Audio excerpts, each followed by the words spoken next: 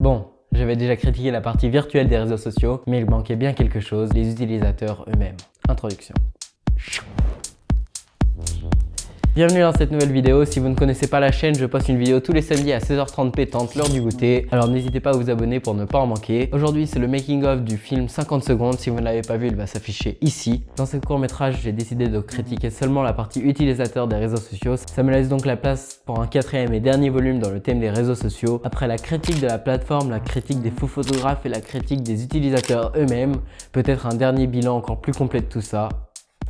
Je ne sais pas. Dites-moi dans les commentaires si ça vous intéresse ou si vous en avez marre des réseaux sociaux et vous voulez que je me dirige vers un autre sujet. Bref, dans cette vidéo qui sera divisée en 3 parties, on va d'abord voir la pré-production, puis la réalisation et enfin l'analyse. C'est parti. En termes d'écriture, j'ai utilisé le même procédé que la dernière fois. Mon sujet principal, les utilisateurs et les sujets qui y sont liés, les challenges et le harcèlement. Bon, bien sûr, c'est une vision très pessimiste des réseaux sociaux. Alors j'avais déjà une idée en tête, je voulais un gars avec la tête plongée dans une bassine d'eau et qui avait 50 secondes, le temps de son apnée, pour comprendre comment il était arrivé là. De cette idée a découlé le scénario, il a suffi de relier les éléments, c'est-à-dire les challenges, la violence du harcèlement, de tout mélanger ensemble. Et ça a créé 50 secondes. Tout simplement. Ensuite, j'ai créé un storyboard pour me donner une idée de quel plan il fallait tourner et quand j'allais le faire. Et enfin, je suis parti aller acheter les accessoires chez Jiffy. Et c'est là que la vraie aventure commence. C'est la première fois que je sors de chez moi depuis bientôt 2 mois et quelques. Et c'est pour aller à Jiffy. Ouais, c'est triste. C'est parti. Après 2 mois et demi, la Gas Mobile n'a ni batterie ni frein. Il va falloir réparer ça avant d'aller à Jiffy. Je suis bête, j'avais oublié que j'avais mon permis. Première fois que je conduis avec cette voiture tout seul, j'ai peur. Je vais bien ranger ma caméra et on va voir si j'arrive à Jiffy. Il y a un problème de batterie à nouveau, donc on est toujours pas parti. On va voir si ça marche cette fois. Faites vos paris. Yeah baby. Je suis actuellement à 2 minutes de Jiffy et j'ai oublié mon porte-monnaie. Donc c'est un retour à la maison. Cette aventure commence à me courir sur le haricot, pour ne pas être vulgaire. Later. Budget des courses, 50 € avec 3 € pour le tapis, 30 € pour la bouteille d'hélium où on s'est fait arnaquer parce que normalement c'était 25 €, 5 € pour les ballons, 3 € pour le masque et 10 € pour la caisse. Voilà. Le plan de tournage est fait, maintenant il n'y a plus qu'à y tourner. C'est parti. Vous l'avez certainement vu dans le VFX Breakdown, mais en termes d'effets visuels, 50 secondes est beaucoup moins chargé que Social Passivity. Il y a quand même des choses à dire en termes de réalisation et c'est ce que je vais faire là. Alors on commence tout de suite avec une personne qui a la tête plongée dans l'eau et pour réaliser cet effet, j'ai tout simplement acheté une bassine chez Jiffy. Puis j'ai placé une lampe en dessous de la tête du personnage et une au-dessus et ça a donné cet effet avec une bonne retouche des couleurs. Je verse un peu d'eau chaude dedans, histoire de pas trop se les cailler. Tous les murs jaunes ont été faits avec une nappe en papier Jiffy. Comme vous pouvez le voir, il y a pas mal de scènes qui ont utilisé ce procédé. La scène dans les toilettes a tout simplement été tournée dans de vraies toilettes qui n'étaient vraiment pas assez larges pour laisser passer un trépied, mais bon, il a fallu se débrouiller. Et j'ai été content parce que personne ne l'a remarqué, ou tout du moins personne ne l'a dit, mais c'est au niveau du téléphone. J'ai utilisé l'application Chroma Screen de la chaîne bien connue Rocket Jump pour afficher un écran vert sur mon téléphone, qui a été remplacé plus tard par l'enregistrement de ce même téléphone. Dans la scène où le personnage a une capuche autour du cou, vous avez peut-être pu remarquer sur son t-shirt notamment, l'éclairage est fait voiture de police. Alors pour réaliser ça, ça a été très simple. J'ai simplement accroché des intercalaires sur un ventilateur et fait passer le tout devant une lampe et ça a donné un résultat plutôt appréciable. On a ici une sacrée voiture de police. Bon, ça m'a quand même pris une bonne heure d'installation, mais ça valait le coup pour 4 secondes. La partie dans le coffre de la voiture a été la plus difficile à tourner. Je l'ai fait à 1 h du matin, après avoir avalé un bon café. Pour donner l'impression que la voiture avance, il a fallu recréer les lampadaires qui passent sur la route, ou plutôt la voiture qui passe sous les lampadaires. Donc des lampes qui passent à travers les fenêtres. Et pour faire ça, j'ai tout simplement scotché un panneau LED sur une roue de skateboard, lui-même accroché à un escabeau, lui-même posé sur un établi. Oui, tout simplement. Ensuite, je lançais la roue pour faire tourner la lampe et à partir de ce moment, il me restait 15 secondes pour aller tourner rapidement ma scène. Dans cette même scène, il y avait aussi une seconde lampe sur laquelle j'avais accroché des feuilles d'aluminium pour laisser passer seulement un trait de lumière Magnifique figure de diffraction. Comme si cette lueur venait de l'intersection entre le coffre et la voiture. Enfin, la scène avec les ballons d'hélium m'a environ coûté 35 € chez Jiffy et je soupçonne la bouteille d'hélium, l'hélium contenu dans la bonbonne et je soupçonne l'hélium contenu dans la bonbonne d'avoir été coupé à l'air. Bon.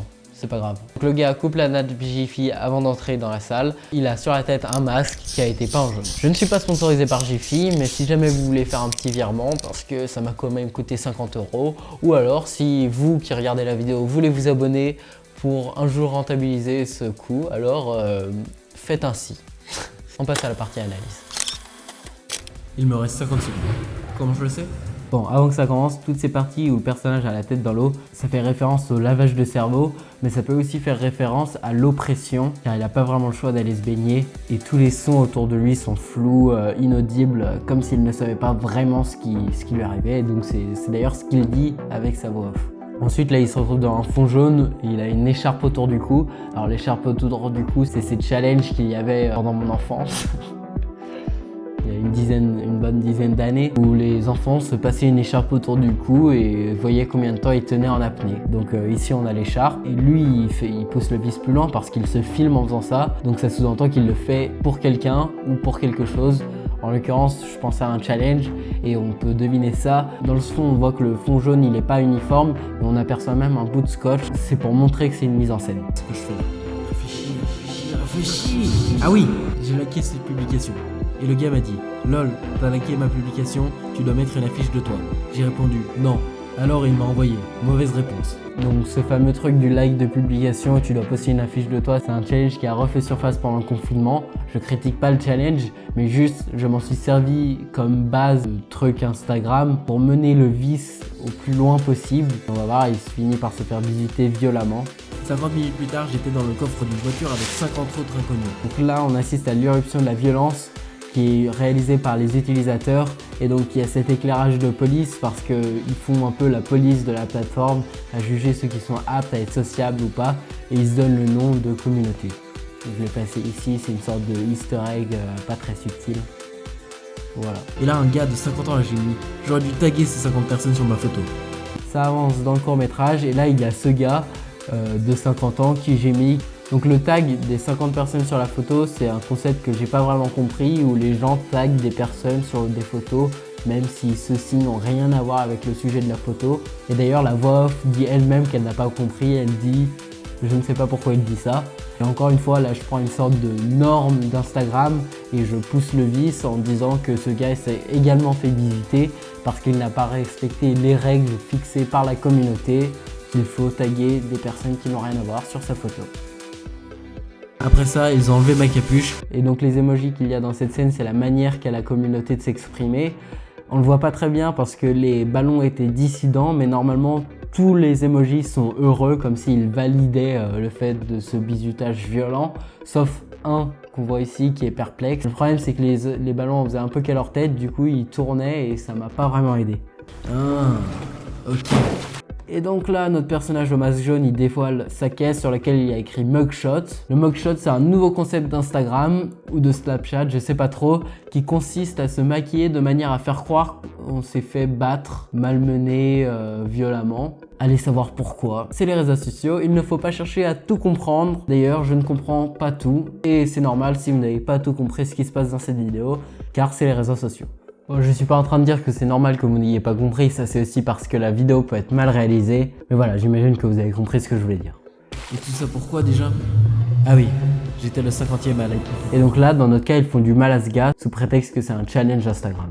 Et donc ce gars, à la fin du court-métrage, il se demande comment il en est arrivé là. Et il se rappelle que c'est parce qu'il a liké cette photo. Donc ça, c'est pour montrer qu'un tout petit élément amène à un énorme élément sur les réseaux sociaux. C'est le cas du drama, c'est le cas du putaclic, c'est le cas de la plateforme en général. C'est fait pour attirer un maximum de personnes. Donc il faut que tout fasse parler de soi. Enfin, je me permets de nuancer ça. Tout ce qui n'est pas du contenu de qualité fasse parler de soi. Voilà.